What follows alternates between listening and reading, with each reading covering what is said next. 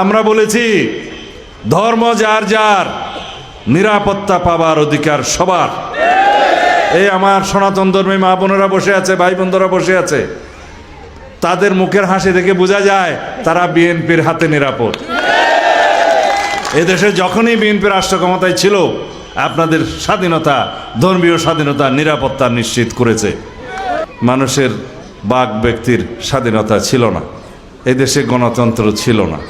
আপনারা কেউ নিরাপদে, শান্তিতে, মুক্ত পরিবেশে স্বাধীনভাবে ভোটাধিকার প্রয়োগ করতে পারেন নাই।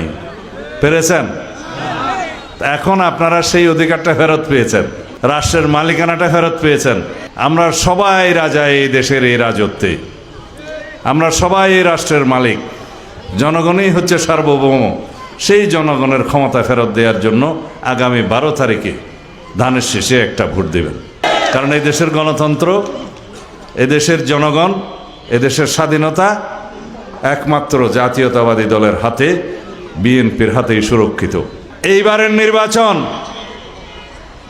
বাংলাদেশের ইতিহাসে সবচাইতে গুরুত্বপূর্ণ নির্বাচন।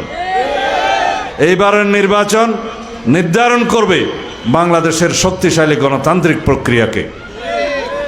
এইবারের নির্বাচন আপনার ভোটাধিকার প্রয়োগের জন্য একটা পরীক্ষা। স্বাধীনভাবে, মুক্ত পরিবেশে আপনি আপনার ভোট প্রয়োগ করবেন, আপনার প্রার্থীকে, পছন্দ মতো প্রার্থীকে আপনি নির্বাচিত করবেন এবং গণতন্ত্রের স্বাদ ভোগ করবেন।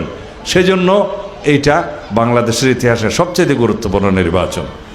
এইবারের সংসদে, আগামীতে যেটা আপনারা নির্বাচিত সংসদ করবেন, সেই সংসদে বাংলাদেশের সবচাইতে বেশি আইন প্রণয়ন হবে এবং সবচাইতে বেশি সংবিধানের সংশোধনী হবে বাংলাদেশের মানুষের অধিকার রক্ষা করার জন্য, এই দেশের গণতন্ত্রকে সুসংহত করার জন্য এবং এই দেশের নিরাপত্তাকে নিশ্চিত করার জন্য। বাংলাদেশ জাতীয়তাবাদী দলের প্রত্যেকটা নেতাকর্মী এটা নিশ্চিত করবে যাতে আমার সনাতন ধর্মাবলম্বী ভাই বোনদের নিরাপদে সবাই ভোট কেন্দ্রে আসতে পারে, ভোট প্রদান করতে পারে, স্বাধীনভাবে তারা তাদের মতামত এবং রায় প্রদান করতে পারে।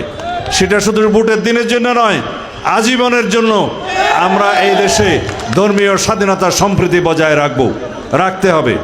আপনাদের মুখের হাসি দেখেই বোঝা যায় যে আপনারা সেটা বিশ্বাস করেন।